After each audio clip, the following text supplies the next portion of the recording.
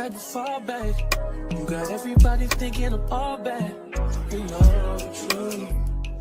I was always holding you down. You down. Baby. Ain't what it seems for this girl. What is love? What's that? Love, what is love? You believe it if I told you. Yo, what it do, man? This is your boy North End Floyd, man. This is the Kickback podcast. This is Ep.211, man. We've been going strong this year, man. And man, when I first got in contact with this brother, man, like I knew like this show right here was gonna be one of the ones. No disrespect to everybody that I done had on the show, but man, his story, his inspiration, man, is something that I felt from the heart. Cause you know what I'm saying, like not too many people can triumph like that, man. So like I have much respect for this brother right here. But I finally got him on the show, man. Introduce yourself for the people who don't know who he is, man. All right, what's up, everybody? Well, my name Dr. David Martin, and I'm from Port Arthur, Texas. Born and raised. I'm an author, public speaker, licensed minister. And the main thing, that's the most important in my life, man. I'm a husband, a father, grandfather. All that in the mix, man. And just, it's an honor to be on your show, brother. I appreciate you for having you on, man. You know what I'm saying? PAT in the building, man. I feel I don't get enough PAT people up in here, man.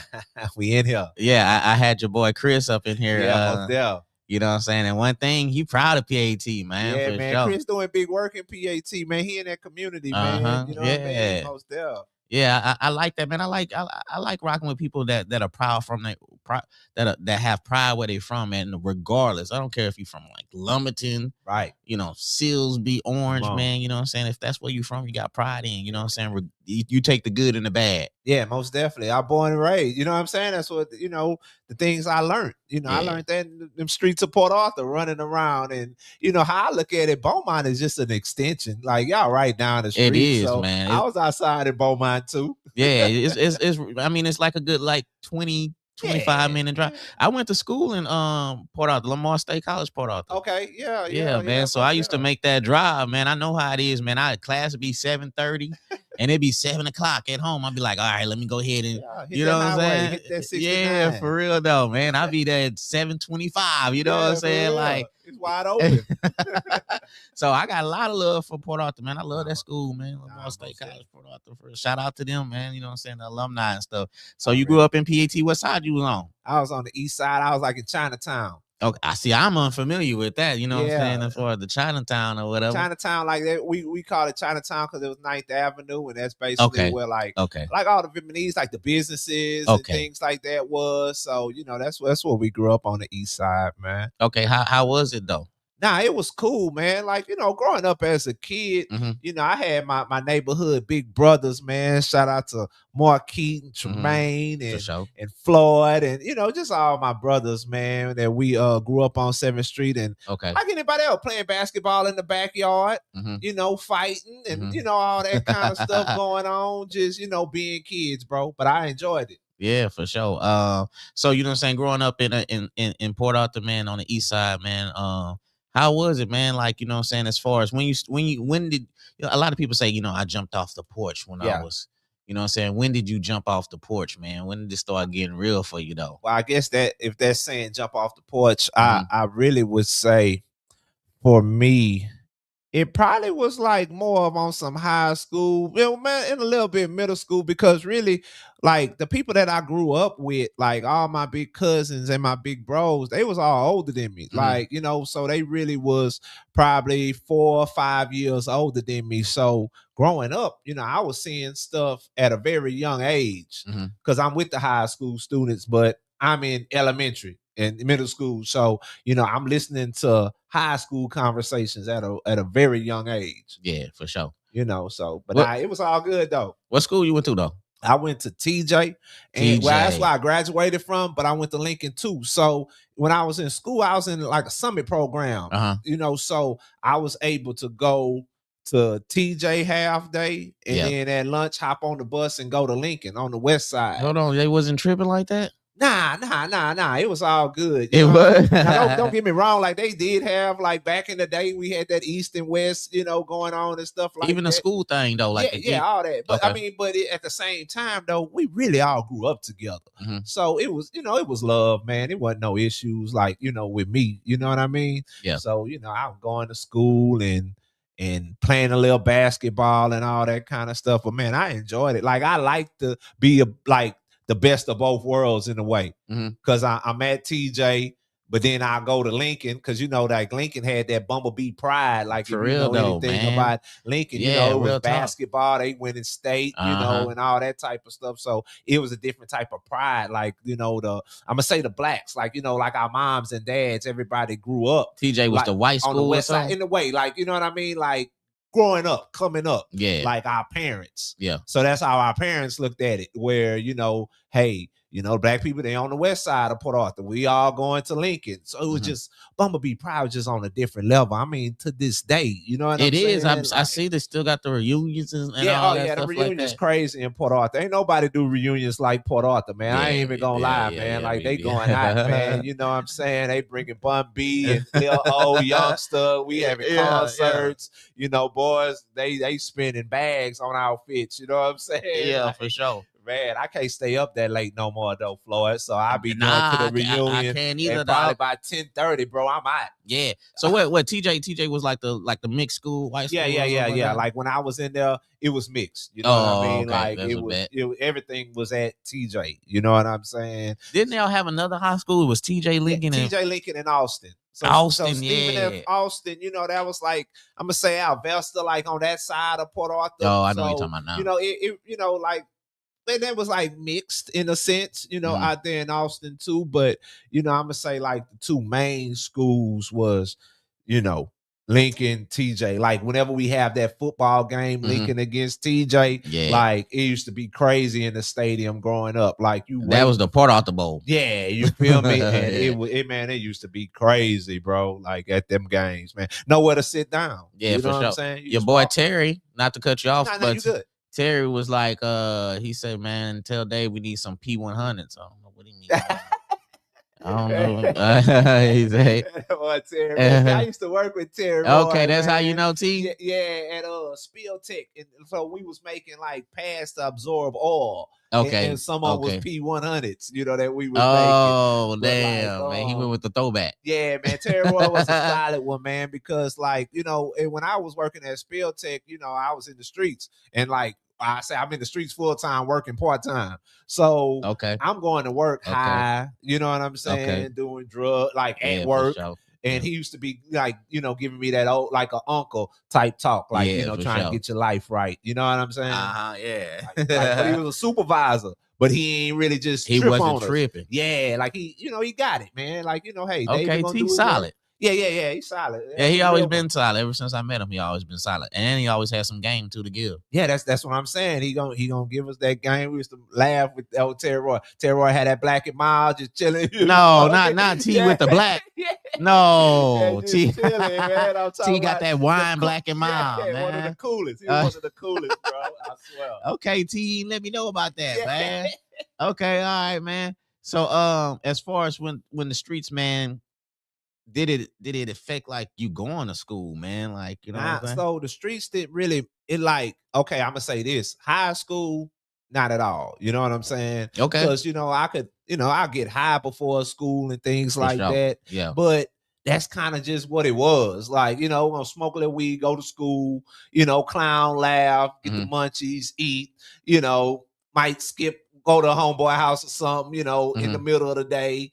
Smoke something and then just go back to school. But like grades, I was A's and B's, bro. Yeah. And so the streets really didn't affect you till when you got out of high school. Yeah. Now when I got out, that when it got crazy. Yeah. Hey, you know what I always say, man? Like it's an important time for a young man is when he get out of school, man, high school, because he got nothing but time. So the streets is gonna occupy that time, man. You know what I'm saying? And that's where a lot of the teens get in trouble because they don't really have no game plan. Right. After high school, because when you graduate high school, you be like, man, I did it. Yeah, Now I don't have to. Now I don't have to get up early no more. Right. You know what I'm saying? I could hang with the homies late at night now. That's it. And then that's how we get in trouble and we get caught up, man, because we don't have that game plan. it's like it's like no structure after that, because school was like the structure. You wake up, you go to school, that's most of your time right That's there. it. But now you out of high school, and now your time is occupied by the streets. Most definitely. So that's what happened. Yeah, exactly. That's exactly what happened. Like, For sure. once I got out of school, so like for me, I'm gonna say parents and family and things like that, like they felt like, I was one of those ones that was gonna go to college because, I didn't have a hard time in school. You know what I mean? Like with my grades, it wasn't no hard time. Like, so like that was the expectation. But whenever I finished and I graduated, I was at an age that I could really, this is my choice. Like, no matter what nobody tell you to do, like, you're not gonna go to, I mean, maybe some people might have went to college because they mom and daddy told them to. Yeah, but for sure. Like for me, like I was like, nah, I ain't going to college. That's not my route. I'm just gonna get a job. And you know what I'm saying? Parents cool with that. Like, okay, we'll work, as long as you working. But like I said, I'll go to work. But after work, it was back to we getting high. And then, whenever the lean got in the mix, like that's when it really got, I'm gonna say that's when it really like turned to something crazy. You know what I'm saying? When did you graduate? 98. Okay, I graduated in 98 too. Okay. So I know what you're talking about. Them prices was cheap. Yeah, that's what I'm saying. So that's when it went crazy. Okay, let's get okay. See, that's why I wanted, because we same age, so I already know, man. The Deuces was like a 20. Yeah, you know what I'm saying? You get crazy. For sure. Like it didn't cost nothing. So you know what I mean? And then it was just, and then we was outside. So, we in the streets. So, it was just everywhere. Yeah, for sure. It was hard to find. It wasn't hard to find at all. You know what I'm saying? Yeah. It's like, and if we just had to, we'll ride to Houston for it. Yeah. If it just wasn't nothing in Port Arthur, Beaumont, Orange, or you know what I mean? Like, all right, well, let's just go hit the highway and just go to H-Town. Because we know everybody knows somebody in the city. Somebody knows somebody. And then if we didn't, we just pulling up and just asking. I ain't gonna lie. Yeah, real talk. And it's like that. Yeah, it's like that because they gonna connect you with the man with the pint. That's just what it was. Just pull up where it's cracking at the club or something like that, or whatever, man. Where the drink at? Oh, such and such right there. Right there. They go in the trunk, it's gallons. Yeah, real talk. That's why I say it was just plentiful. So, and that's why it got real crazy for me. Yeah, I know exactly what you're talking about, man, because like you said, man, when I graduated high school, and like you said, as far as the parents, my mom, she took me to Lamar, and I remember she registered me, but mentally I wasn't there yet. I got you. You know what I'm saying? Mentally, like, yeah, I went to class, but man, I remember one time I was going to class in the morning, and it was all the homies from the hood. It was in the morning. It was about like 10 of them. I say, bro, where y'all going? We finna go to such and such house. We finna go smoke. I say, man. Yeah. But I went to class, but the whole time doing class, I was not paying attention. I was ready to get back to the homies. Right. You know what I'm saying? I just wasn't ready. I appreciate my mom and my dad for what they did at that particular time. Definitely. But I just wasn't mentally ready, man. And I make a few clips and stuff post on my Patreon about, you know what I'm saying, your circle and who you hang around with. Right. And I take full accountability. You know what I'm saying, of who I was hanging around with. And I ain't knocking them because they still the homies to this day. Me too. You know what I'm saying? I'm still locked in with all my bros. Yeah, it's still the homies to this day. Yeah, but we just went down the wrong path. Yeah, that's it. You know, we all went down the wrong path. We went down the wrong path, man, unfortunately, and stuff like that. And and we had to figure it out. We all had to go our own route to figure it out in life. You know what I'm saying? Most definitely. Okay, so as far as you say the drink, so the drink just took you to a whole nother level. It was just something. Yeah, that was you know it. what I'm saying? That was a wrap. Once I got a taste, once I put my first 4 in the 20 ounce, it was crazy. That was a wrap. So, because at first I was just like, just smoking weed and drinking alcohol and things like that. But then once we started sipping syrup, it's like, then now the bar pills get introduced to us, and the footballs and the Xanax and the Lorsets and the Vicodins and the Somas, and like, so we wasn't just. Well, I'm gonna talk about me. I wasn't just taking like one bar pill. Like I'm taking 6 to 10 bar pills a day. You talking about like the 4 bars? Yeah, the 4 bars. Yeah, for sure. What what most people is taking like a little piece and it's knocking them out. Yeah, you take like half of it or something like that. Yeah, I'm gonna buy 6 of them. Just walking around daily. Yeah, and like by popping that 6, and then we're gonna at least sip a 8. Like, you know what I'm saying? Yeah, I was on it, dog. But I remember those. Yeah, you know what I'm saying? Like, you know, not and I always tell people, like, I'm never glorifying what I was doing. This is just where I was. So I love to share my story to let people know that, yeah, I was a mess, but it was God that pulled me out of it. And now he's using the same mess that I was in to bless others, man. Because, like, so, you know, now I'm sipping the syrup and popping the pills, but then, you know, we listening to that music, man. And Zero, you know, he had a song, bro. That boy say fried out, sipping drink, blowing trees. So now we smoking dip. Yeah. You know what I'm saying? We smoking dip, we sipping drink, we just, you know, it's just out of control because this is an everyday thing, man. Like, I was speaking at a school today, and I told them, like, when I look at it, man, I wasn't drinking no water. Yeah, no, it wasn't. Like none. Like no water. It was only soda and alcohol. Yes. Maybe some water to swallow a pill. Yeah. Hey, you know what? When I was sipping drink, I would get so dehydrated. Man. I would have to have some water on the side because I made that.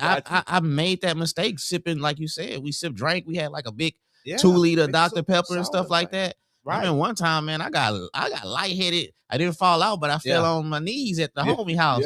He said, "Man, you all right?" I said, "Man, I need some water. I'm dehydrated." And that's and that's what it was doing. But you know what, man? Not to go off on the story, I got you. But man, music promotes drugs that we don't even know. They make it popular.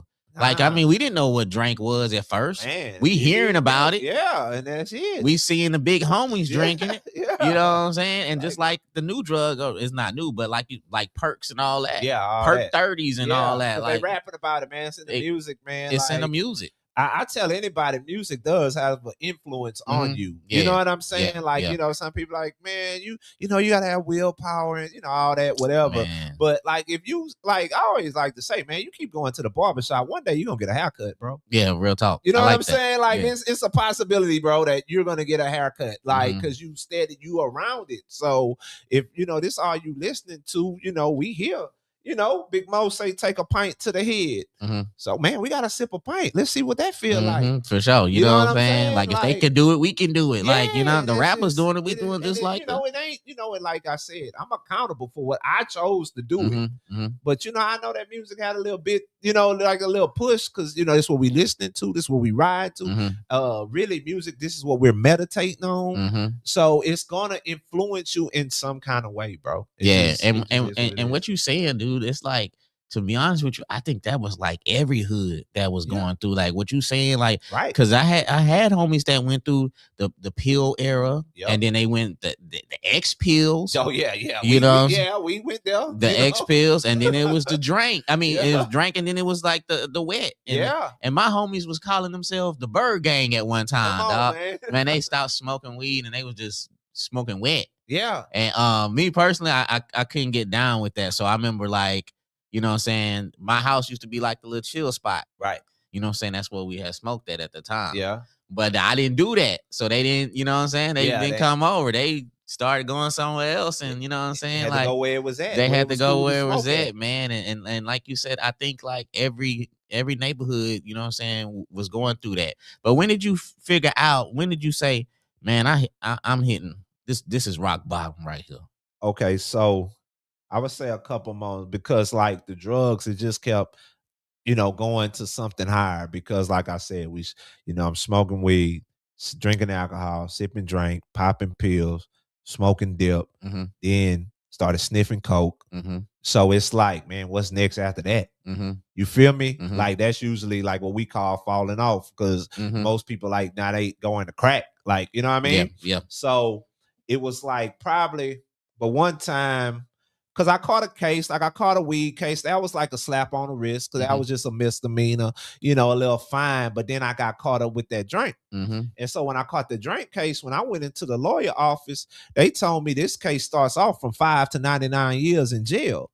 So that opened up my eyes a little bit different. Yeah, for sure. Because I didn't hear the 5. I just heard the 99. Yeah. So I was like, man, I you know, that's kind of like, okay, I need to slow down. But then, you know, I was at one of my bros' house, and you know, we just sitting there 2:30 in the evening, and man, next thing I know, man, them boys ran in the crib with the ski mask, guns, and laid us down. And like next thing I know, they telling me, man, if y'all don't give us the dope or the money, I'm popping him first. And when they said popping him first, I felt the gun like shoving on my head. Oh, they talking about popping you first. Yeah, and I'm like, whoa. And the dude was just, he like antsy. Like, you feel me? And then I just heard one of them whisper, man, this ain't even his house, bro. Like, so the dude, he don't even know who he just rolling, just going crazy. And so it's like, as I'm on the ground floor, like, I understood that I was in a situation that I didn't have enough power to do nothing about this. Yeah. And I still to this day, like, I don't know where this come from, but I just whispered, Lord help me. Like, I just whispered it because I was scared. I'm shaking, like the dude telling me to stop shaking before I pop you. Like, I was straight up told him, man, I'm scared, bro. Like, you know what I'm saying? I'm gonna stop shaking. And they got guns all to my head and all that. And like, man, I just whispered a prayer, Lord help me. And I'm telling you, bro, whenever I whisper that prayer, like the house got so quiet. Like, it was like the Bible says, a peace that surpassed all understanding, because it got quiet. And then I started calming down. But then they flipped the couch on me. So when they flipped the couch on me, I remember this movie that I was looking at. And on the movie, they flipped the couch on the person and they shoot it up. So when they flipped the couch on me, I started tensing up, like to take the bullets. Because I just knew that they was about to shoot it up. But then I just started hearing them little feet just running out the house, bro. And it's like when I got out the house and I saw that, you know, all my bros, they was good. I'm like, man, I gotta get out of this. But I still couldn't get out of it because I didn't know where to go, bro. You know what I'm saying? So next thing I know, man, one day I'm riding around just smoking weed, chilling, you know, one deep. And then I get a phone call that at our hood house. And they was like, hey, Punch, because everybody called me Punch. So they like, Punch, they got a lady here in a BMW and she looking for you. Now, Floyd, that's back when I wasn't married. I'm in the streets. All I heard was woman with BMW. So I'm thinking that I found a nice little lady at the club. She pulling up, come and look for me. But she's saying that they got a job program at the church, Jara World Church and Outreach Ministries. I'm talking about 3 blocks away from our hood house. They had a church with a job program. And I could tell you, bro, I ain't never seen that church there. Like, to me, my whole life. Like, well, how she know? How she pulled up and asked for you though? I ain't gonna lie. You don't know to this day. It's like I low key still don't know that. Yeah. Like, how did she know to come to the house and look for me? You know what I'm saying? But man, next thing I know, it was so funny because everybody in the house, it's about 10 dudes. We about 10 deep. We all walk down to the church, man, and you know what I mean, get in the program. And we in the program. All 10 of y'all. All 10 of us in the program because we like, shoot, they giving jobs. Man, I need a job. Ain't nobody had no job in the house. You feel me? Yeah. So, man, let's go get this job. And we in the program. So, but we still on some hood mentality stuff. So we taking bar pills in the church, selling pills at churches. Because, you know, it's nothing but like people our age in this program, bro. So we just, you know, after the church program, man, y'all come back to the crib. Y'all can smoke over here. But it was just something about the pastor, Apostle Karan, Apostle Simon and his wife, Pastor Perlana, like how they just like kept inviting us to church too. So one day they invite us to church and, you know, I go and the preacher, he preaching, bro. Like he going in. And then as he's preaching, he just say, whoa. And like he was staggering. So I'm looking like, see, man, that's why I don't be going to church, man. They be doing all this extra stuff. So then he started preaching again. And then he was like, oh. And then he looked at me and he said, David, go sit in the pulpit. And I'm like, sit in the pulpit? Like, man, this man crazy. Not because I ain't got on church clothes. You know how we say church clothes? Yeah, for sure. You like, I got on a dingy white t-shirt. Y'all remember them dream pants that we used to wear, like the little jogging pants, and some dirty Air Force Ones. Like, I'm fresh off the block, probably the same clothes for 3 days. Yeah, for sure. And he's telling me to go sit in front of church. And then it's like, first I'm acting like I don't hear him. And he was like, David, go sit. And so I go. And now as I'm sitting looking at the congregation, Floyd, it looked different. Like, I can't explain, but the people didn't look the same. And he just turned around and he just told the congregation, look at me. And he said, everybody, the Spirit of the Lord just spoke to me and told me that this young man will be raised up as a pastor at this church. So I kind of started laughing because I'm still in the streets. So I'm like, man, this pastor don't know what he talking about. The homies there too? Nah, it's like maybe 2 of them. Okay. All 10, they, it's, boys started dropping off one by one. No doubt. And then, you know what I'm saying? And so we still in the job program. And so, after that church, they got me a job. I got a job. The first day on the job, I'm working hard, bro. And then at the end of the day, we got off at about 4:30. By 3:30, the foreman come. And he like, hey, David, come here. So I'm with my little car. I'm like, dang, them boys ready to give me a raise already. You know what I'm saying? I told you, man, we got to work hard, baby. Man, that boy told me, hey, you got to get out the refinery. And I'm like, what you mean? He said, man, your background came back and you got a felony, bro. Like, you can't stay here. So I'm like, what? I ain't got no job no more. They like, nah, you can't. You got to get out. And man, I left, man. I was so discouraged, bro, because I was trying to do right. But it's like what I done in 2006 was still haunting me, the felony with the drink. So it was like, at that time, it was kind of like, what you gonna do? You gonna go back to the streets? Or you gonna, you know what I'm saying? And so I went back to the church, got in the church program. I'm still in the church program, but now I'm starting to go to church on Sundays too. Okay. So, you know what I'm saying? So, but I'm still smoking weed. Like, I just couldn't put it down. I really wasn't sipping drink no more. And that's kind of to go with, because, I was like scared. Like, I was still on probation. So I was like scared to like sell any drugs or do anything. Yeah, Because for sure. you know what I'm saying? It was like, and I really wasn't going to work. So, life was getting kind of crazy and I'm trying to do right. So then the pastor tell me, hey, David, you got a job interview, but you're going to have to take a drug test before you're able to go on the job interview. And it was like a Thursday or something. And I felt like he told me I'd take the drug test like that Monday. So in my mind, because the hood told me that in 3 days, all the pills get out your system. Yes, that's what the hood tells That's you. what the hood told me. So I'm listening to the pharmacists in the hood. Yes. And so I'm like, okay, because you know what? Because I stopped smoking weed. You know what I'm saying? So I was clean off weed. I knew that when this opportunity came. But, I was still taking pills because I'm like, they already got your system in 3 days. So, man, I go take the drug test. And when I tell you that lady tells me that I failed the drug test, and it's amazing because that lady today is the mayor of Port Arthur.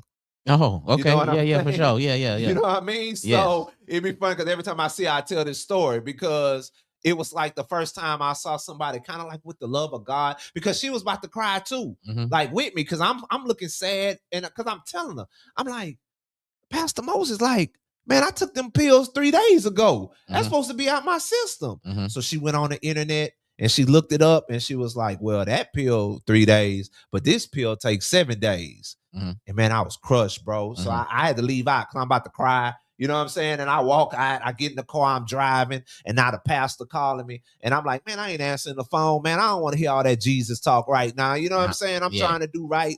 And then man, I ain't gonna lie, this is probably like the first time I ever really heard like God speak, bro, to me. Like all I heard in my spirit was, they only trying to help you.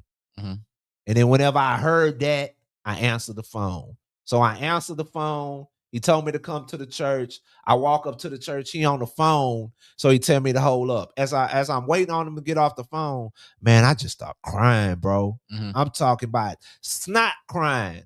And I don't really cry. Like, I done had homies die, and I ain't crying at the funeral. Like, you know what I'm saying? I ain't trying to say like I'm the tough guy. I can't cry. Nah, no doubt. But I just don't be crying. Like, you feel me? But this time, man, I'm boo-hooing.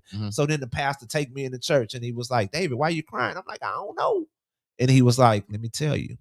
He said, God is allowing you to feel a pain that you never want to feel again, because you know what's bringing that pain to you. And then I said, the weed, the the pills. You know what I'm saying? Mhm. Like I started answering what was bringing this pain Mhm. because this is everything. Every time I got in trouble, every time I lost a job opportunity, it was because of drugs. Mhm. You know what I'm saying? So the pastor, he just looked at me and he said, David, today you free. Those tears that you crying are tears of deliverance. You don't have to go back to a drug again. And from that day on, I ain't never do nothing else. And it had been about 15 years, bro. Yeah, for But sure. it took that cry. Yeah. Like me crying, getting that out. That cleanse. That cleanse, Yeah, bro. for sure. And I'm talking about after that cleanse, that was it, bro. Now I'm in the church. You feel me? Yeah. Like, man, everything changed from that point on, bro. What was the hardest thing for you to like to unlearn, man? Because you said like that cleanse happened. So you know what I'm saying? Was it like the weed, the pills, the drink? What was the hardest thing for you to kind of let go? Shit, man, I ain't gonna lie, bro. Everything, like you feel me? But this is where I get my PPT formula from. Like my framework that I do when I go speak at the schools and everything. Okay. And PPT stands for people, places, and thinking. Mm-hmm. Like I had to change that. Mm-hmm. And like what I tell people, like for the people thing, like I'm not telling nobody that you got to throw away your friends, but you need to have a different type of people around you that's doing something that you want to do, doing something different. You know what I'm saying? Like if you really don't want to smoke no more, you don't really need to just be with your friends that's smoking every day. For real though. It's just, I mean, it's just simple math. If you don't want to do this and you know that you're weak in that area, you don't need to be going around that temptation. You ain't strong enough yet. Yeah, for sure. You know what I'm saying? Already. So it was like, so it was just really just that street life, just all of it in a whole. That was hard for me to leave. Like, you know, like I could wake up when I want. I could do whatever I want. I ain't gotta, you know, I ain't really got no rules. I just had to make sure that, you know, my mama and grandma didn't see what I was doing. Like, you know, so it was just that lifestyle. So it was like, okay, I had to change the people. I had to get around. Like for me, I had to get back into church because that stands for the P, the places that you go. So for me, I had to go to church because it gave me some structure because I started working in the church. So the pastor gave me the key and he was like, David, I need you to open up the church every Sunday. So that means I had to get to church at about 6:30. So that means I can't go to the club no more. Because if I go to the club, I'm not waking up at 6:30 to open nobody's church. So that gave me structure where once I started going to the church and not just to the club, now I'm making an atmosphere for change. And then that last letter in the formula is T for thinking. Like I had to see myself the way that God see me, bro. Like I was seeing myself how everybody else saw me. Like if you ask people about me, man, Punch, he was a party animal. Like, and I just was living up to that. Whenever God was pulling me out, like letting me know about the seed of greatness that's on the inside of me. Cause let me tell you something about a seed. With a seed, everything that seed need is already on the inside of it. Another thing about a seed, ain't nothing wrong with the seed. It's just the environment that is in. And that was me. I had a seed of greatness in, you know what I mean? Like when I look at all the things that, you know, God is allowing me to do now, but I just didn't have my PPT right. Yeah. In order for that seed to grow into what it needed to grow into, bro. Yeah, man.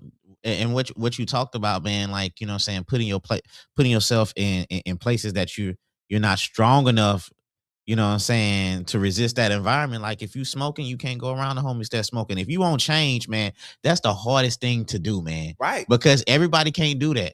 Right. Because I got a few homies that, you know, I wish could change.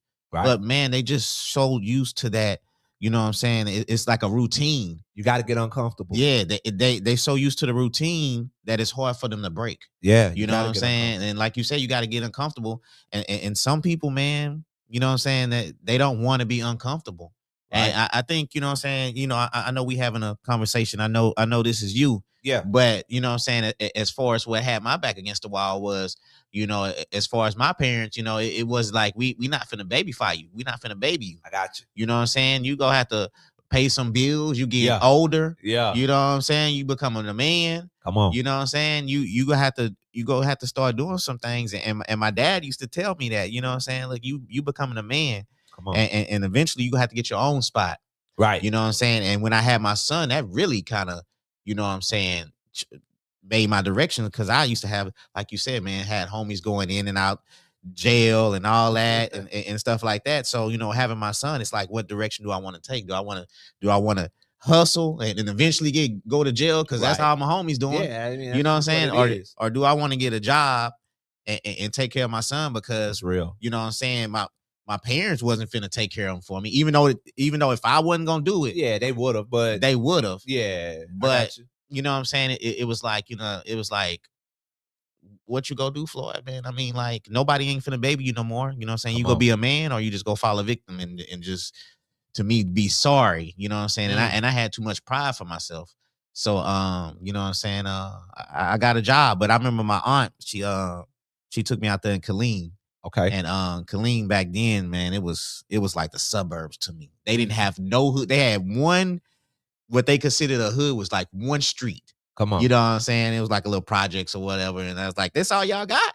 Like, we got a whole side in Beaumont. We got like down to 3 sides. You know what I'm saying? We got South Park, Archie, South End, North End. Real. And y'all talking about one street. and so, you know, I'm out there and I'm meeting people and different people that, you know what I'm saying, they, you know what I'm saying, they wasn't about none of that, man. And just getting around them, I think it set the stage for when I came back down here and started, you know what I'm saying, working and hanging around cats that was, you know what I'm saying, going to college. And they, like I said, I told the story, but they was like, one of the homies who I consider a brother, he's like, man, you want to work here forever? And I was like, nah.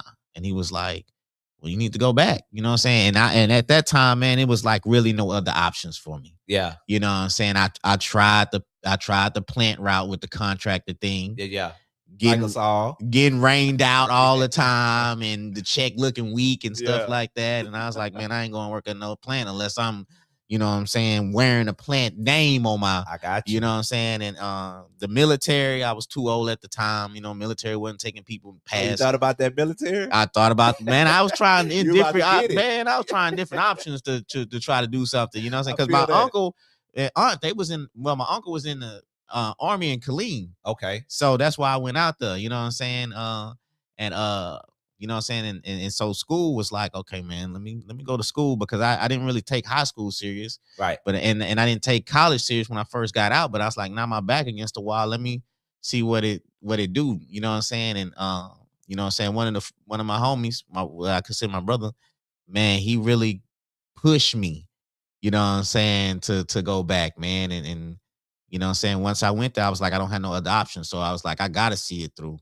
And then eventually, you know what I'm saying, that mindset just kept changing, and I just wanted to do different things, and just growth started happening and stuff like that, man. What you went to school for? I'm gonna tell you this. I was going to school for nursing. Okay. Because my grandma, she died from lung cancer. And when, like I said, man, in 9/8, man, I was just graduating. Yeah. You know what I'm saying? So my grandma was like constantly in the hospital. So I had the crib to myself. You know what I'm saying? And when she come back, she couldn't be able to do nothing. She'll just chill on the couch, right, or whatever. And so instead of spending time with my grandma, man, I used to go with the homies. And then one day I came back and my grandma wasn't there. And then my aunt knocked on the door and she said, you need to go to the hospital. So I go to the hospital. My grandma, she had died. And then so that right there had like made me say, if I go back to school, I'm going back for nursing. And I wanted to get into oncology, which is like cancer and all that, you know what I'm saying, help cancer patients, because that was my way of giving back. I got you. And so I was going for that at first. And I couldn't do the clinicals, because the clinicals was like Monday through Friday from like 6 to 6. And I was working. And I couldn't afford it. You know what I'm saying? I couldn't afford to work and do that at the same time, pay bills or whatever. Because where I was working at, you know what I'm saying, it's like only work the weekend. Okay. And me and my wife, we was, you know what I'm saying, we was at an apartment, and you know what I'm saying, we one call and all that. Yeah. And so I switched careers and I switched majors. My cousin, you know what I'm saying, he was an operator at Chevron, and we had a conversation, and I ended up switching majors, and he gave me the blueprint. Okay. And that blueprint kind of helped me to where I am right now and stuff like that. So it was a journey. Yeah. it was some anxieties. Yeah, You know all what that. I'm saying? It was a lot, man. You know what I'm saying? And being in them classrooms when nobody can't relate to you. Right. You know what I'm saying? Having, you know, and like I tried nursing. I did it for a year until I went to clinicals. But man, you know what I'm saying? Being the only brother in there from the hood, you know what I'm saying? Yeah, like it's nobody looked like me. Yeah. You know what I'm saying? It's only white women, all eyes on you. a few black chicks up in there, and look, it's me, Floyd from the hood. You know what I'm saying? So, you know what I'm saying? That was it was different, you know what I'm saying? But you know what I'm saying, being in those different spaces kind of, you know what I'm saying, helped develop who I am today, you know what I'm saying? Because now, you know what I'm saying, as far as being in different rooms, man, I kind of welcome that. And I expect that now. Facts. To be in it. I want to be in these different rooms, especially if we not in there. I want to be in there to see what y'all talking about. And I want to give y'all my perspective of what's going on. To get in them rooms. Yeah, for sure. Because y'all, to be honest with you, they don't have our perspective and they don't have our understanding. They just go about what they see and what they hear. But I'm gonna tell them, you know what I'm saying, what they need to know, not but by what you see and stuff like that. So I like that. You know what I'm saying? I didn't want to make it. I mean, we having a conversation and stuff like that. You know what I'm saying? That's what we do. We just chopping it up, bro. Yeah. So you think, was the pastor the one who you could say when you look back was like, he was the one that really kind of, you know what I'm saying? He was like, man, if it wasn't for him, yeah, you know what I'm saying, to stay consistent with me. Nah, most definitely. Like, he most definitely was the vessel that God used, bro, because Apostle Simon, like, he was also like that dad that I never had, like one that I could talk to about certain things and kind of, you know what I'm saying? Like, he kind of took that role like that, you know, and he like showed me tough love, like, you know, and I needed that. Like, we need that. Yeah, I didn't really need like someone. And when I say tough love, like, he just gonna tell me like how it is, like, you know what I mean? Wasn't no yes man or nothing like that. If I was wrong, he gonna be like, David, you wrong. Like, you know, you need to get back right. Like, you know, and I just needed that. And, you know, most importantly for me, man, you know, he introduced me to the word of God. But see, the thing how he really got me was because, you know, I was raised in church, you know, my grandmother, everybody, you know, my whole family, like everybody in church. But I never really connected to a pastor. And why? It's because I just never heard them say like anything wrong that they done. Yeah. So in my mind, and it's a lie because we know everybody that done something wrong. Yeah, for sure. But this was the only pastor that had like mentioned that, you know, he done drugs and he done drunk alcohol before. Yeah. So that let me know, that gave me hope that, man, my life could change too. Because, you know, when I'm looking at him like, man, this man of God, he preaching, he, you know, he know the Bible, you know, he ain't even got to open his Bible. He could just quote scripture, you know what I'm saying? So I'm like, he really spent time in this. But he let me know though, like, David, I wasn't always like this. Yeah.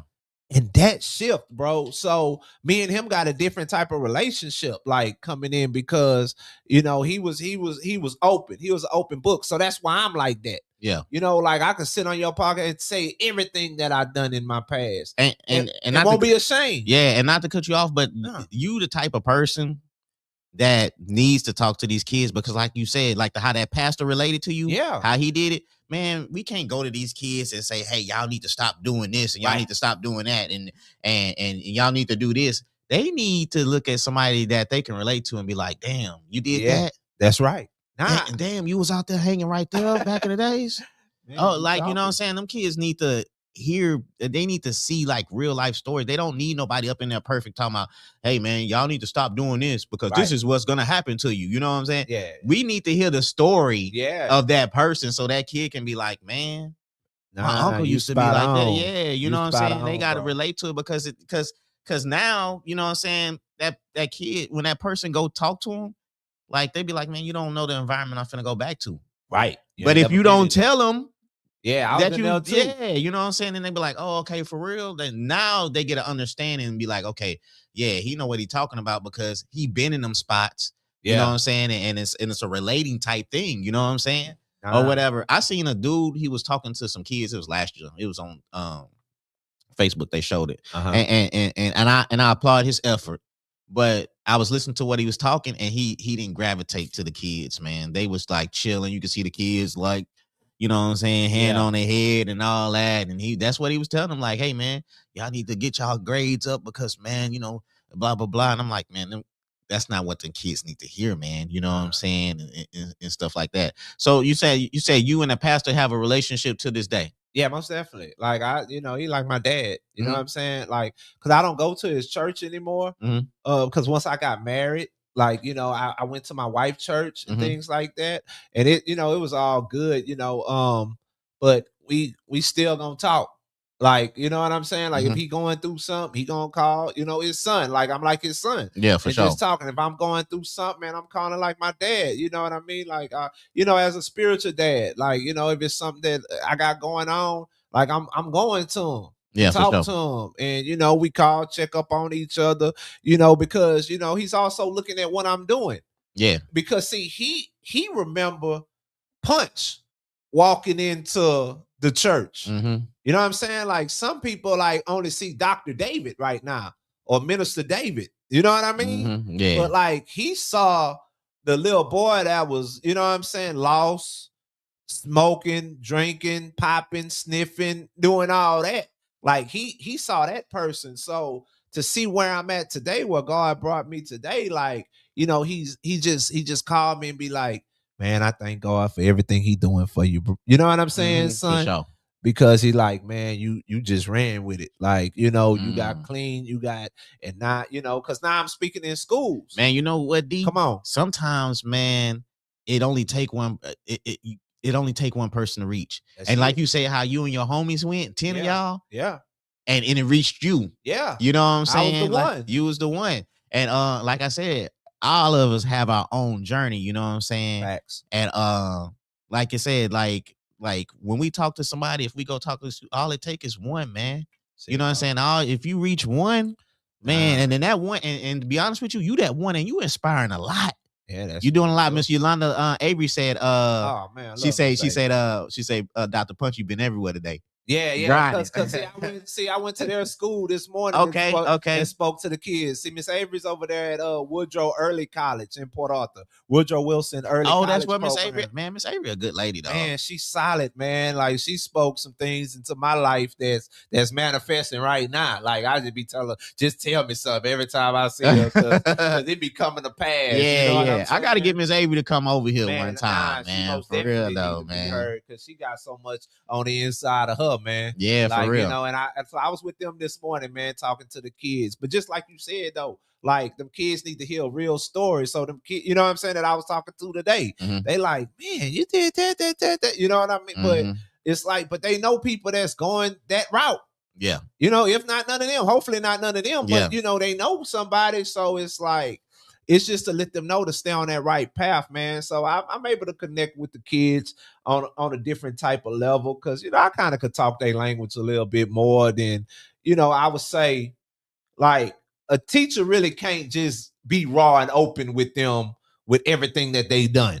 You know what I'm saying? Like, because then that'll get around school. Oh man, Mr. Joe used to, smoke crack. And then it's a big joke. Like, you know what I'm saying? But me, as being a consultant and coming into the school, man, I could be an open book with these kids, because I'm quick to say, man, everything I'm telling y'all, that was in the 90s and early 2000s. Yeah. So I'm not ashamed of none of this. Like, if you want to, like, I tell this to anybody, if anybody's steady talking about your past, like, and if your past was in the 90s or early 2000s, man, let them people, they stuck in the past. Let them stay there. Yeah. Stop arguing with people that's trying to bring up your past. Let them do it. Yeah, for sure. You know what I'm saying? So, man, we gotta connect, man. So that's because, and the reason what like pushed me to like get into the schools is because, like, how God put it on my heart that every student, they're not gonna walk into this church house where you at.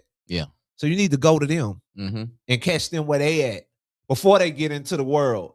And they don't even get a chance to get in church. You know what I'm saying? Because I got homies that passed away, man. I got homies that overdosed on drugs and did less drugs than me. Like, they with us and I'm going crazy. And they done less and they left. And then the next morning we're getting a phone call. You know what I'm saying? He ain't wake up. Yeah. So like, I really know, I'm here for a purpose, bro. Yeah. You know what I mean? Trina, she said, I don't know if I missed it, but did you say you were running from, what did you say you was running from while engaging in substance use? what I was running from. I don't I mean, I'm probably running from reality. yeah. You know what I'm saying? Trina solid, man. I sat Trina down with solid, Trina man. and Keisha, Trina man. solid, man. I consider Trina like a sister. Yeah, man. I sat down with her and Keisha Hester, man, the Grant Queen. The Grant Queen, man. you know? and you know what I'm saying? They got some stuff they working on, man. I'm just honored to be a part of it, man. And I gotta give a shout out to my brother Joshua Moore, man. Josh the homie. Man, Chef Moore, man. Chef Moore, man. Like, Josh the homie, man. Man, it feel good connecting with good people out there, dog. Man, you know I what swear I'm saying? I've been connecting with some good people. Man. That's how I got to you. Yeah, the story you said, that was a journey right there. I liked that, dog. Like, this person. Yeah, then, yeah, for sure. I got here with you, bro. Yeah. So but it's all about, connecting. That's what I'm saying. My PPT formula, man, people, places, thinking, man. When did you do that cleanse though? When we was talking about the cleanse, when did that happen? When you started crying as far as the So this was, like, are you asking like what year? Yeah, what year was that? That probably was 2009 or 10. Okay. Something like that. Like around that time. Sometimes that memory be doing some other stuff. For sure. Sometimes. I ain't gonna lie to you. But it was around that time because, what I'm saying, either it's like between 2008 to 2010, bro. You know what I'm saying? Because the reason how I can remember it, because I had got like my first job at B&B Ice, and like I didn't have to use someone else's urine to pass the drug test. Like I was so excited that I didn't have to. I could go in there myself and pass a drug test. You know what I'm saying? I ain't had to cheat on it. Yeah. And I believe I was working at B&B Ice like 2009. Like around that area. So that's what I'm saying. I've been clean for like 15 years, man. Yeah. When did you become a father? I became a father in January 2nd, 2017. Okay. No, 18. Okay. So you brand kind of not new, but not new. And then and really like when I got married though, because when I got married in 2016, my wife already had 2 kids, so that's when I became a father. Okay. Like, you know what I mean? Like whenever I got married.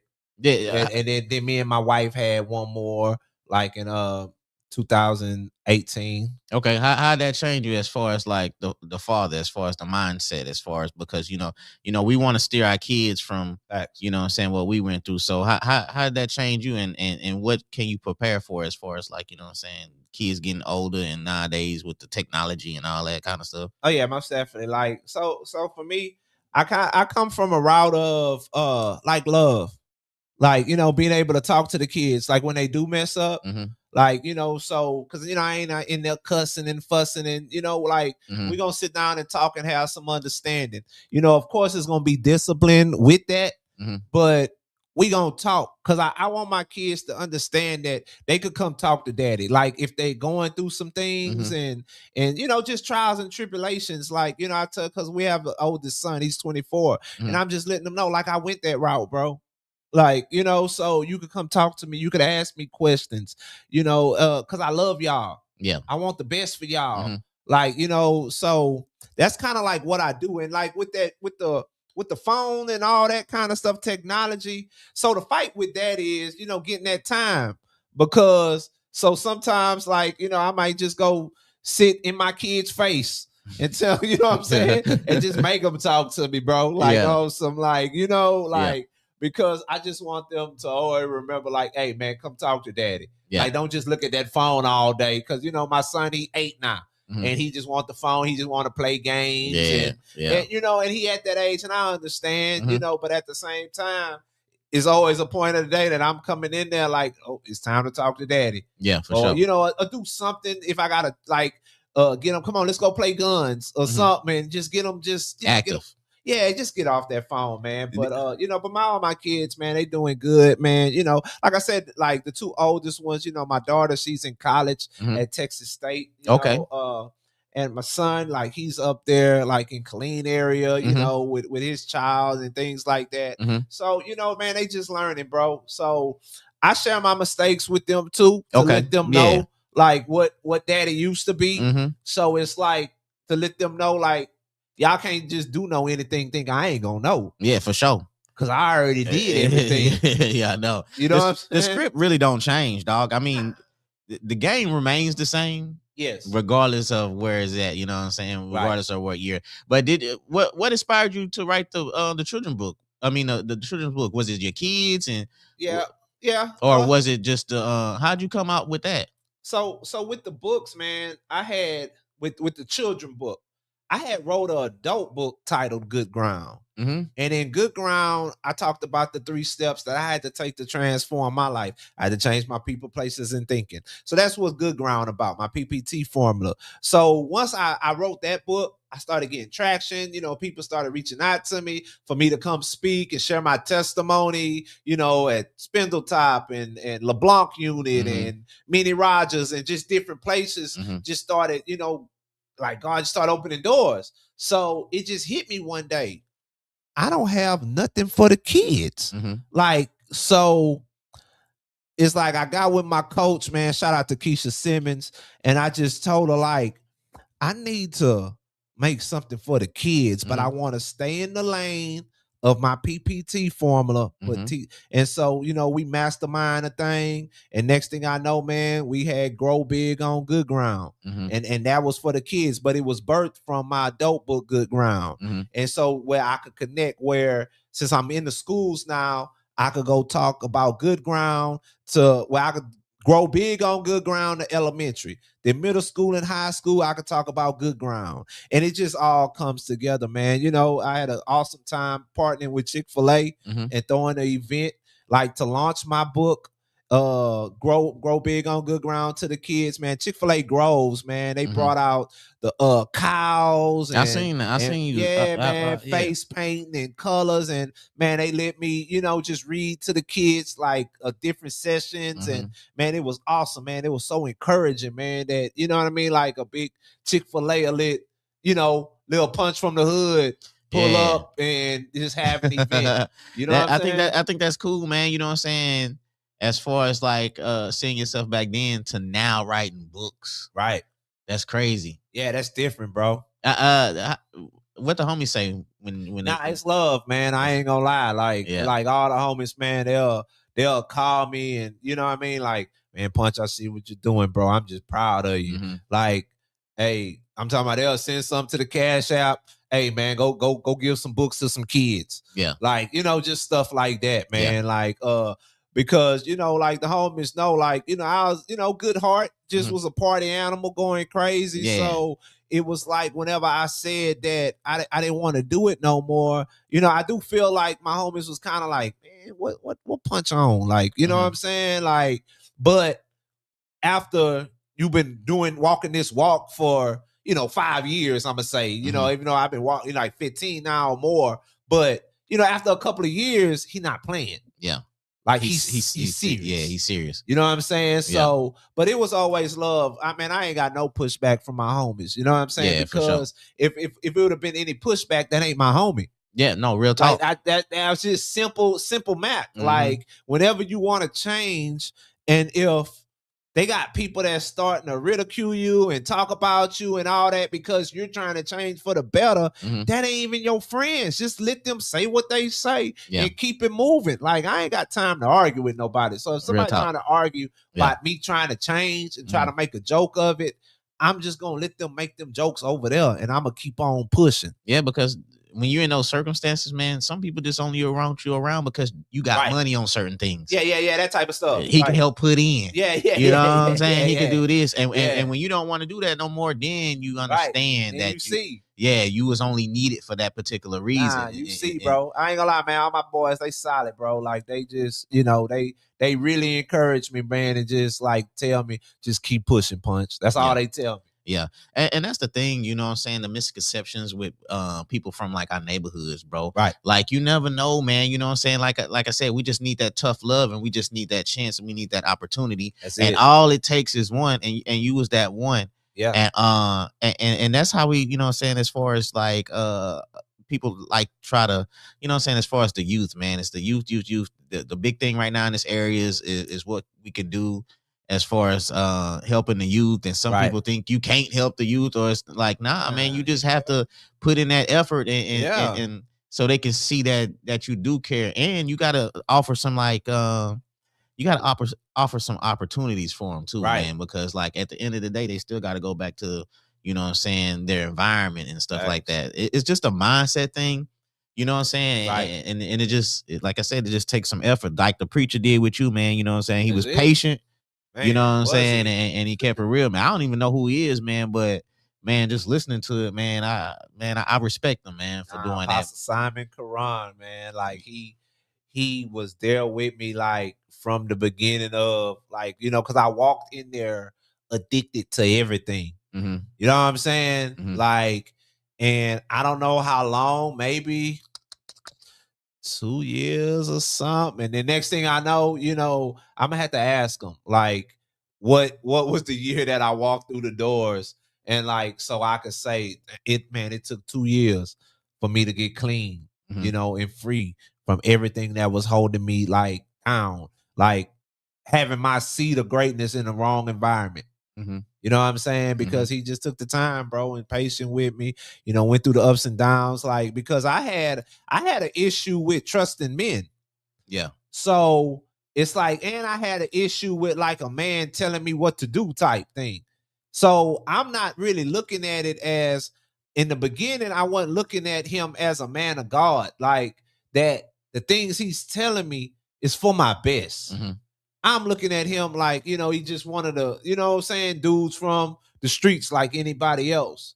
But he's telling me, like, David, like, doing drugs, you're not gonna get nowhere. Like, you know what I'm saying? And I'm like, get mad at him, and you know, like, man, you don't know, you know, da da da. But then it's like, it just hit me one day, man. I just need to start listening to everything he tell me. Like, because I get results when I listen to the man of God. Mm-hmm. You know what I'm saying? And we did it, man. And you know, I'm just grateful, bro. As far as somebody that's going through that, you know what I'm saying, What's like that? what you went through, man, you know what I'm saying, like what advice would you offer for somebody that's going through that right now? Yeah, from what you had went through back in those days. I mean, I ain't gonna lie, bro. Like, I'm just gonna always go back to the framework. People, places, thinking. Like, so you need to get around. I'm gonna say, if you going through it, you on drugs, you on alcohol, these type of things. You know, you need to get around someone, you know, that's like older. That you know, most, for me, I would say, that been through it, so they'll understand you. Like, you know, the cravings and the, you know, the withdrawals and, you know, all this type of stuff that goes on whenever you try to get off the drugs and things like that. Yeah. You know, and because, and I'm just saying what I had to do. So that's really the thing that I'm gonna tell everybody. Like, one, I had a mentor that was able to walk with me and talk with me and teach me something different than what I was doing. Like you said, you got to give these kids something to do. So he gave me something to do. So when I'm with him every day, now I'm working at the church. You know, at first it was for free because I could not get no money from the church because I'm about to go buy drugs with it. Yeah. I don't even want to get paid. I just need somewhere to get out the hood. Like, I needed a way of escape. Because I know that if I stay in the hood, man, I'm about to get high. So at first it was like that, but then I got cleaned and stuff. And then, you know, they was like, well, David, look, we're going to pay you. Like, you know what I mean? Because you know, you working. So, you know, they trust me, you know, and they sold into my life. And then, you know, I got a job and things like that. But you got to be around someone that's going to motivate you to do these things.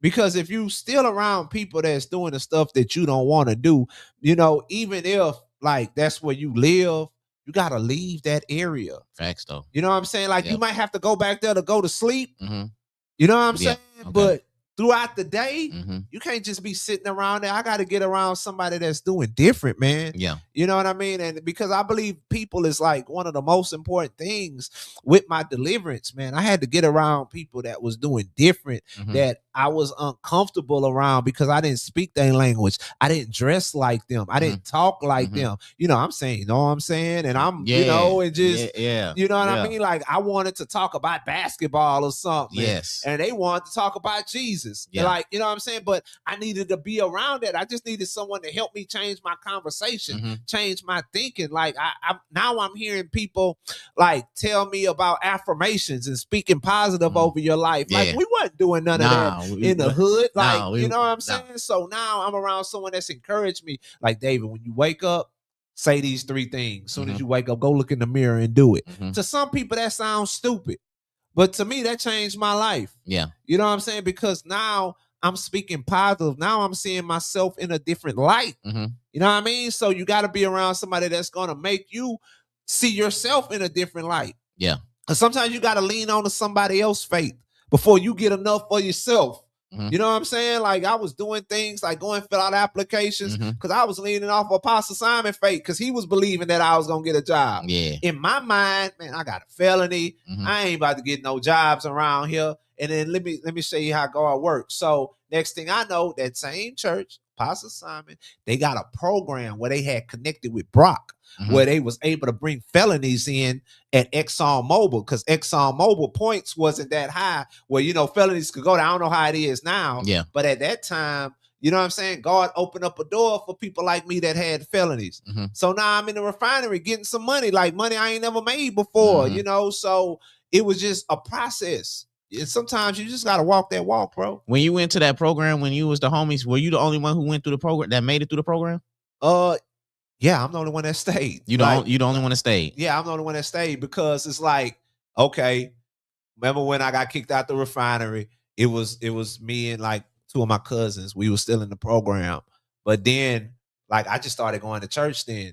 And so I only had one of my cousins stay with me in the church. Why do you think that, D? Why do you think you was the only one that made it through that program, dog? I don't know. I mean, why you think you was chosen like that? Yeah, like, and it's like I can't really say, you know, I just think that's just the calling on my life, man. Like, you know, so and this is my opinion that, you know, we'll never know fully like what God want us to do. It's like you just taking step by step. Because, like I said, the lady, when she invited me to the church, man, that lady came specifically to the house and asked for me. You know what I mean? And, like, I was the only one that, like, really just stuck at the church. Like, once I got there, they couldn't get rid of me. Yeah. You know what I'm saying? Everybody else had went go do whatever they was going to do. You know what I mean? But I was like, I'm locked in right here. Yeah. Because this is where my change is at. I knew without a shadow of a doubt because it was a time where it's like me being in my ego. I get into it with the pastor and, you know what I'm saying? He just tell me get out of his office. David, get out of my office, man. Yeah. Like until you get serious. Yeah. So I get out the office and I go home and I'm like, man, I ain't going to that church no more, man. Like, you know, And then that was the second time I really feel like I heard like God just speak to me clearly. And he just said, where you gonna go? Yeah. And I ain't had no answer, bro. Yeah. Cause I knew I ain't want to go back to the streets. Yeah, because we don't have no options, man. Yeah. Like when you're back against the wall, man, man, you don't got no, like I told you, man, I couldn't go to the army. Yeah. You know what I'm saying? Yeah. I said I didn't want to go work for the plant unless, you know what I'm saying, I was wearing a uniform because like I said, we was raining out all the time. Right. It'll rain for 2 hours. They out. didn't sun us out. And next thing you know, it's sunny out there. Come on, and man. I said, man, I can't do this. And so like when I call him my brother now, man, when he was talking to me, man, he was like, man, I'll bring you up there. Yeah. He said, I'll bring you up there. I'll drive you back. I'll do all this. And I said, man, you don't have to, man. He said, man, if you don't do it tomorrow, man, he said, I promise, man, I'll drive you up there. Come on. And then, so, you know, you know what I'm saying? And I was with my wife or whatever. And I was like, man, you know what I'm saying? If I want better things for my family, say, man, I don't have no other, what options do I have, Floyd? Nah, what you go do? That's it. You don't have no other choices. That's it, bro. So I was like, man, I remember driving there because, you know, after a certain amount of time, when you out of school, you got to take like a basics test. Okay. And I remember driving to Port Arthur, taking the basic test or whatever. And he called me like 2 hours later. He said, man, where you at? I said, I'm up here.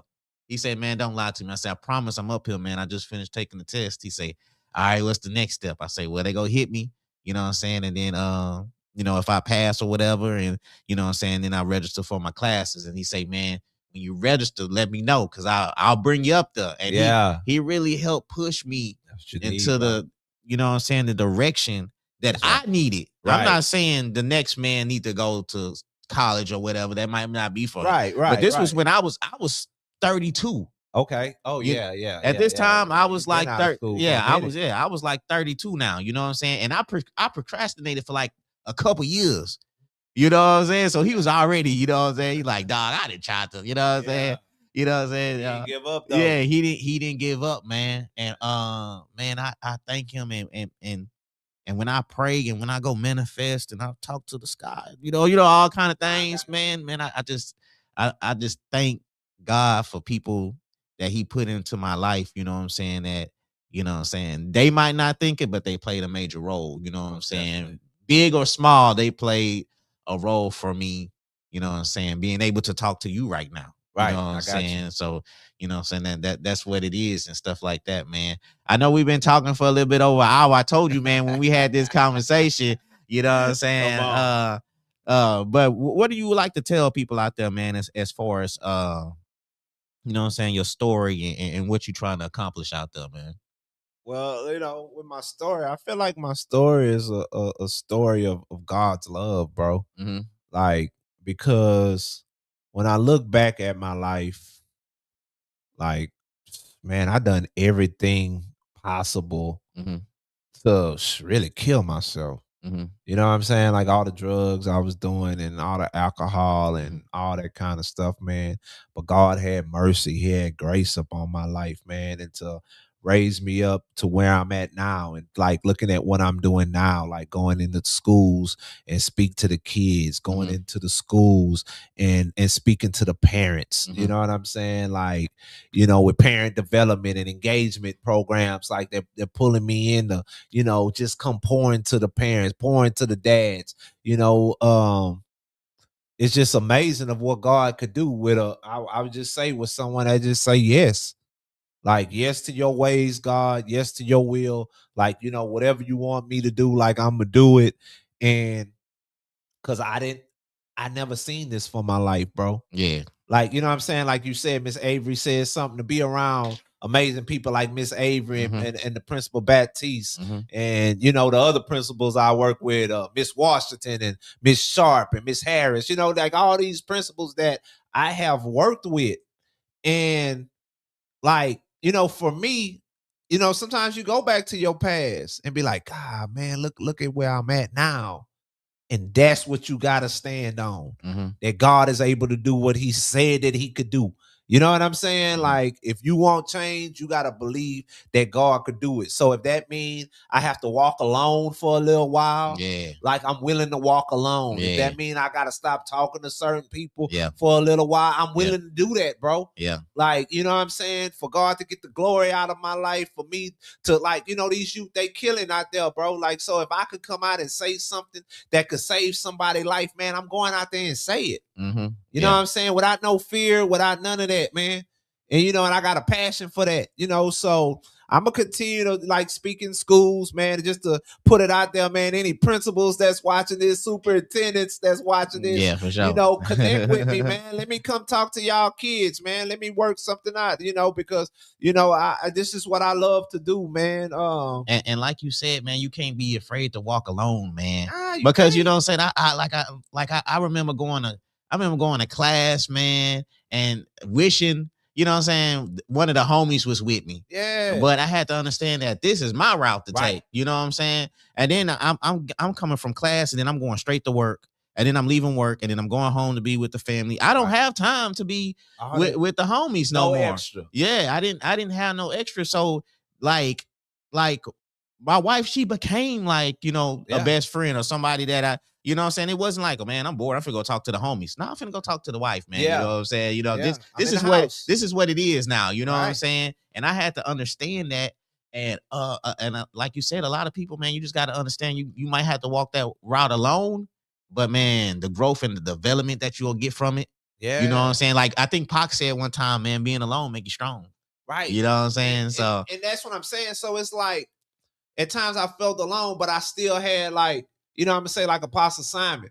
You know, you still need to have like some type of mentor that's helping you and guiding you and things like that in that walk. Because I don't want nobody to be on this walk like completely by themselves. But like how you said, man, I wish one of my homies was here, because that's how I was feeling when I was in the church. Man, I wish some of my bros was up in here with me. Like, you know what I'm saying? But then it just hit me like, man, I gotta walk this walk by myself. Yeah, so this your journey. Yeah, like they don't supposed to be on here right now. Or if they do, they not listening to that voice telling them to follow what I'm doing. Yeah, so for it sure. is what it is. Like maybe they'll come later. Yeah. You know what I'm saying? But right now, man, like I gotta go over here. So if that means I'm driving by myself, I'm driving by myself, bro. Yeah, because to be honest with you, you know what I'm saying? It might have been somebody like a few years before your journey would have been like, man, I tried to get the homie to come with me. Yeah. But it wasn't your turn. You know what I'm saying? I got you. Yeah. And like I said, like when I hit 30, 31, 32, that was my time then. Yeah. You know what I'm saying? I probably had a homie when I was 26 trying to get me to be, hey man, let's go do this. Like, you know what I'm saying? But that wasn't my time. You know what I'm saying? And like you said, man, we just gotta walk that walk and walk that journey and not be afraid. And that's what we gotta tell the youth too. Yeah. You know what I'm saying? Because sometimes they think they need their homies or you know what I'm saying, or it might be weird without their homies. Right. You know, peer pressure. Yeah, peer pressure, man. Yeah, with most of the stuff, bro, it be peer pressure. Like they don't have the boldness to tell their homies, man, I can't ride with you if y'all about to go run in that person's house. Yeah. You know what I'm saying? Y'all about to go rob their store. Yeah. So, you know, because they don't want to look like a punk. Yeah. Yeah. Like they know that this ain't right. Yeah.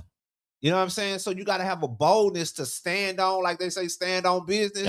You got to have that boldness, like to stand on what's right. Like if you know that going through this drive-by, it's a possibility that either we going to get killed or we going to kill somebody, we going to end up in jail forever. And you know in your heart this ain't right. Yeah. Because a lot of them, you know what I'm saying, they be knowing, bro. And it's just that they just do it from peer pressure. Yeah, and to be honest with you might go do one thing, but the homies might have something. You know what I'm saying? I used to watch First 48.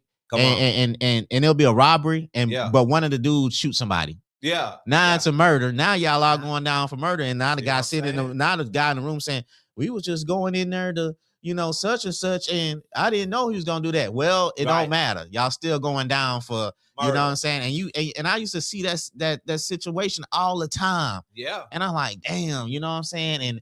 And man, I know I'm getting off the track, but I had that happen to me one time, man. And I had and the homie joked about it. Yeah. You know what I'm saying? We was wilding out. We was going fight some cats, man. And one of the homies pulled a gun out on the cat. Man. Like maybe like 5 feet from him. Man. Shot the gun, it clicked, it jammed up. Ooh. You know what I'm saying? We hop in the car, which was my car. Oh man. We hop in my car, we burn off or whatever. And I remember years down the line, he telling the story and he made a joke like, yeah, man, if I would have shot him, you probably would have told. Laughing. I'm like, hold on. Hold on, man. You putting us in this type of situation and you joking about we get funny.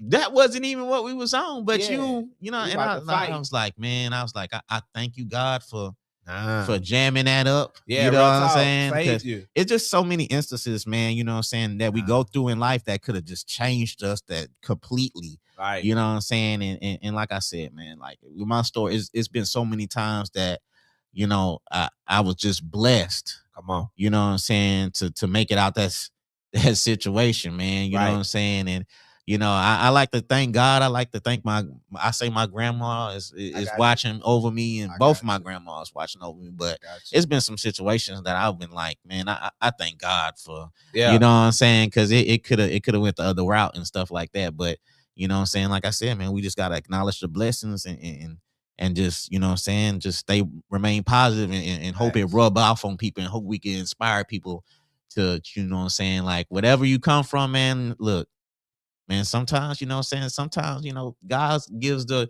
you know what I'm saying, the ones that are special, like the toughest routes, man, you know what I'm saying, if we can handle that and stuff. So, man, you know what I'm saying, I knew having you on this show, man, like I said, man, this was one of these shows that, you know what I'm saying, I needed this type of conversation. Yeah, most definitely. You know what I'm saying? It's therapy. Yeah, it's therapeutic because I understand your route. Yeah. And, you know what I'm saying, and I can relate to it in a way. Come on. Because like we were saying earlier, if y'all missed the show, y'all could go back, y'all can watch this on YouTube, y'all can listen to this on Spotify, iHeartRadio, Apple Podcasts, anything with a podcast, anything as far as related to that, you could listen to it. But we was talking about earlier as far as how the drugs was affecting the community, affecting his community and mine probably at the same time. Right. Because you know what I'm saying, and man, it's just, you know, the journey that we went through to be here today, man. You know what I'm saying? Like I said, I can relate to you on a lot of things and what you was telling me on the phone and to now, man, it's just like it was just reminiscing back in those days, man. Right. And some of us didn't make it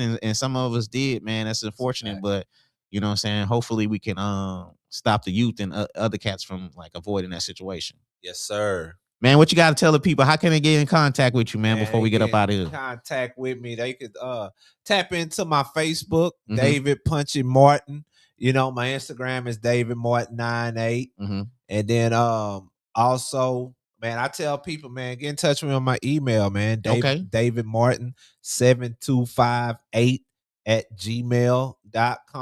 And hey, man, I ain't hard to find. I'm everywhere. David Martin. You type me in on any of them socials, I'm there. But really, I hang out at Facebook. You know, they call me an old head. So, you know, I'm on Facebook most of the time, for sure. man. And then, you know, I'm also in the community helping people with life insurance. So man, you know, we didn't tap in on that life insurance. we didn't. That'll be the next show. Yeah, that'll be the next show. We're gonna tap into that. Hey, y'all need some life insurance. Hit the homie up too, man, because that's very important. Like I said, if y'all could pay that Netflix bill or that Hulu, whatever power come on that show is, what you're paying for, you can hit the homie up and get some of that life insurance too. Most definitely, man. So look, tell them to text life. Text life to 409-460-8713. That's text life to 409-460-8713. All right, man. We gonna be out of here, man. You know what I'm saying? I appreciate everybody that was watching the show, everybody that was commenting, everybody that shared the show also, man. Until again, man, we gonna rock back out with you next week, man. But like I said, if y'all miss this dope conversation, just go back and watch it. Watch it on YouTube or listen to it on one of those platforms I just named for y'all, man. We out of here. We gone, man. We go see y'all. Y'all have a good weekend, man. Y'all be blessed out there.